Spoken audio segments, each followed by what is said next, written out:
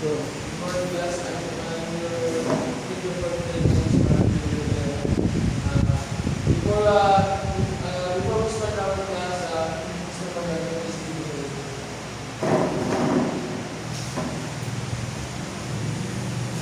Pwede ko ba tayo naman?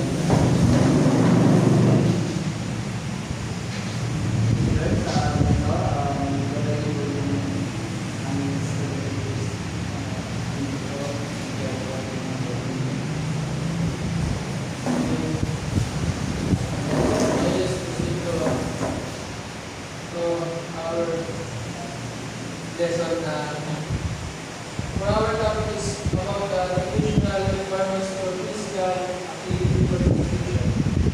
I don't want to have any idea for our topic for today.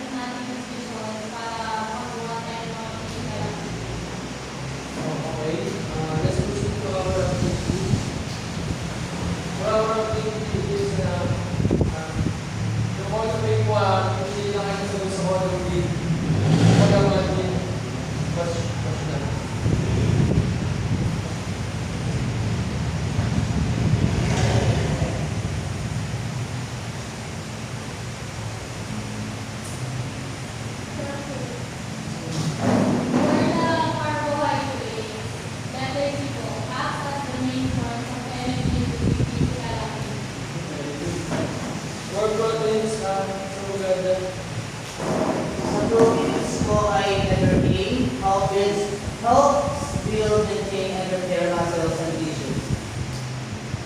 For the first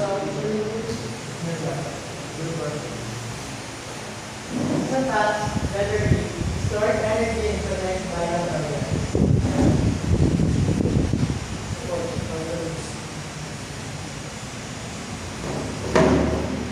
Vitamins letter B, vitamins molecular.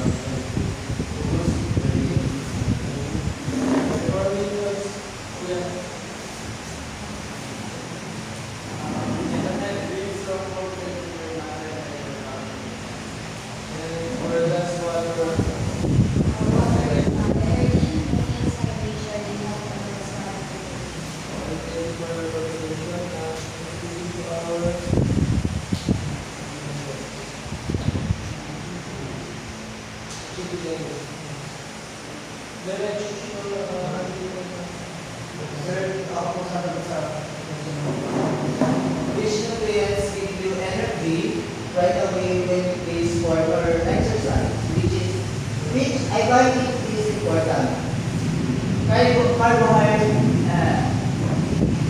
Carbohydrates give you energy right away. They are important because your body breaks them down into glucose, which muscles use as a fuel during physical activity. Next,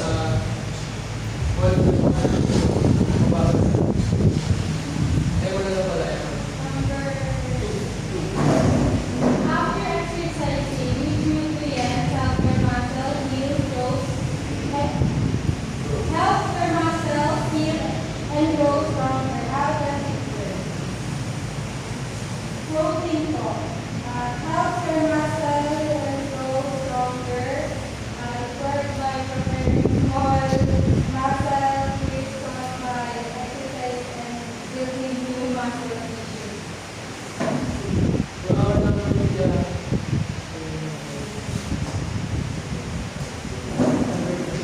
Which nutrients is most important to keep your body cool and hydrated during physical activity in life? The answer is water. Water is the most important nutrient for staying cool and hydrated. It regulates your body temperature, use sweating, and replaces fluid lost during exercise.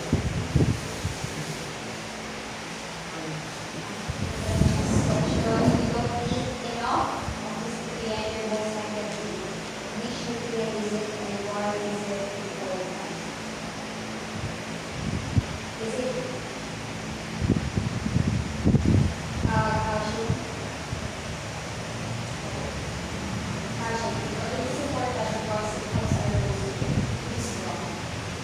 very good Sige po. For the last is, what are the three foods used to help your body is to jump up?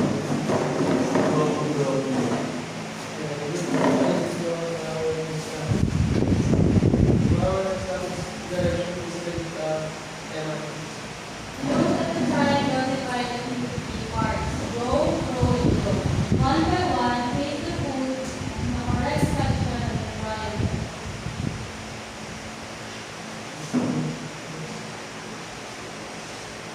Row cereals, pasta, fried rice. For row is eggs, meat, fish meat. For row potatoes, papaya, and beans, noodles. Yung go po, yung cereal, pasta, bread, and rice.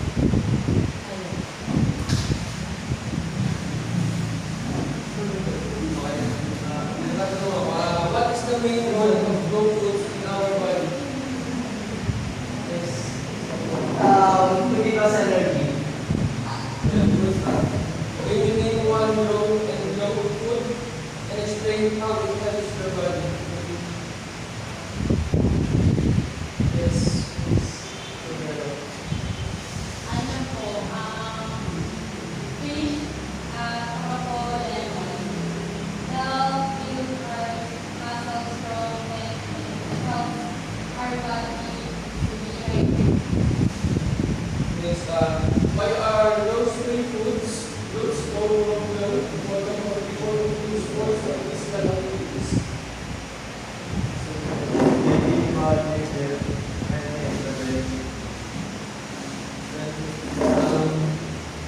How do you feel when you don't eat when you are doing something active like play or sports? Feel weak, tired, no energy, can focus or move well. How often you should do physical activity to stay healthy? Ano po how often do you do physical activities? Siguro po mga 30 minutes to 1 hour.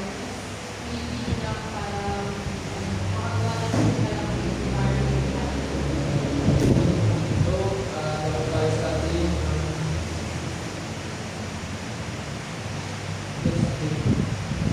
for our election is the students will create a sample plan, accordingly for us, a specific physical activity for our criteria, content, and skills. 50%, cleanliness is 10%, functionality is 30%, legal is 10%, legal is total 90%.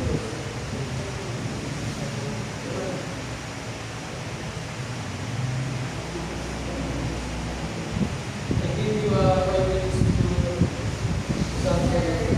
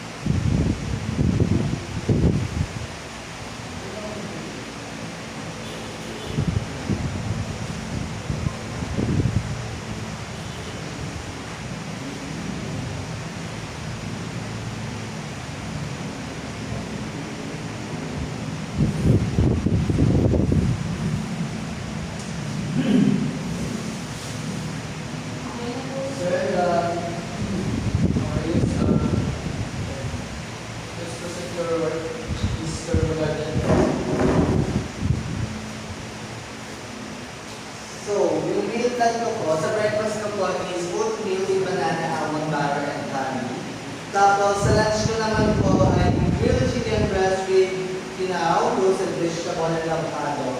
Tapos, syempre, di mawawala yung snap, apple slice with peanut butter. Tapos, sa dinner ko naman po ay grilled salmon with sweet potato brown rice and steamed broccoli. So, ito po ang meal plan ko ay makakatulong po siya sa mga physical activities na gagawin ko. Sa tawag ito, moderate to highly intensity physical activities na pwede natin gawin sa araw-araw.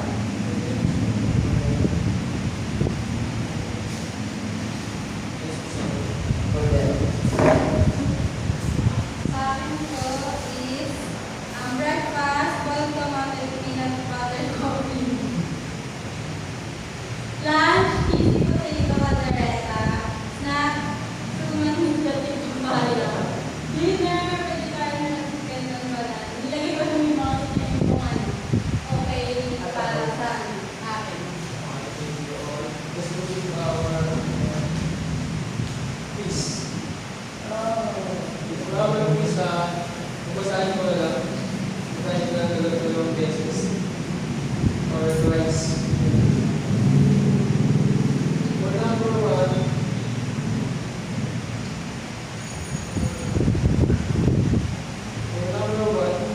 low foods are important because they help. They help. Sorry, I was. For number one, low foods help give you energy for physical activity. True or false?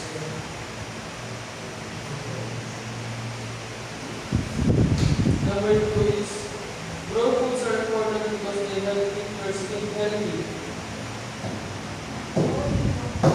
Raw foods are important because they help keep your skin healthy. Number three, raw foods are good for building muscles and strength. Raw foods are good for building muscles and strength.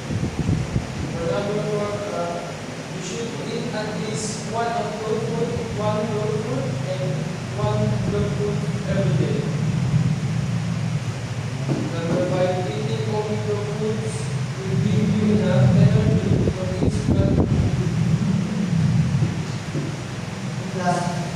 Sa answer naman is, babasahin ko lang.